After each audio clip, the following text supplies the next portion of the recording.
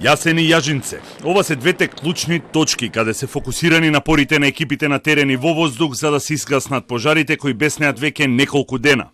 На двете локации огнот е влезен во шума, а густиот чад во поголемиот дел од денот ја отежнува и оневозможува употребата на хеликоптерите и ертракторите. Во Јасен утрово специјални сили на армијата заедно со екипите на национални шуми, дирекцијата за заштита и спасување, Јасен и пожарникарите успеа да воспостават контрола на горната линија на пожарот над патот кој води кон Македонски Брод.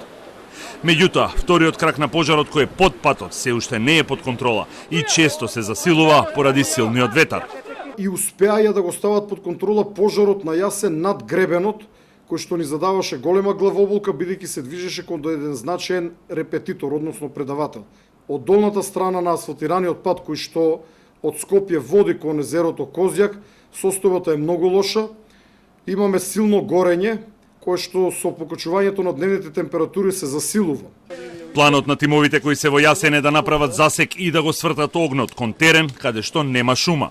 Нашата стратегија е да го сочекаме кај еден колски црн пат, шумски пат, каде што имаме можност да го успориме и евентуално да го ставиме под контрола, но веднаш потоа следи еден гребен каде што нема зимзелена шума, каде што воопшто нема шума, се работи за карпес терен, каде што имаме големи шанси истиот да го стопираме. Вториот голем пожар е кај Јажинце, каде што утрово доби на интензитет поради силниот ветер и сувата вегетација, а со обраќајот на патот кон граничниот премин е запрен.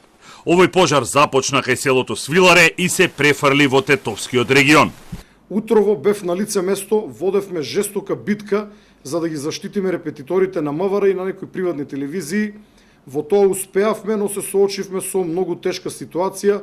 Во одреден момент се најдовме во огнен обрч од сите страни и успеавме да се пробиеме, да се извлечеме, при тоа да ги заштитиме антените.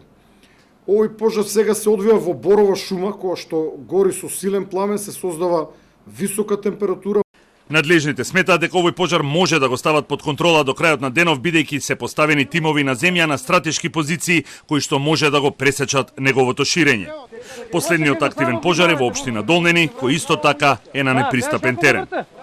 Ангелов нагласи дека анализите на локациите каде избувнуваат пожарите укажува дека голем дел од нив се намерно предизвикани, односно подметнати. Вчера МВР приведе 2 лица во Куманово и Тетово кои се осомничени дека предизвикале пожари.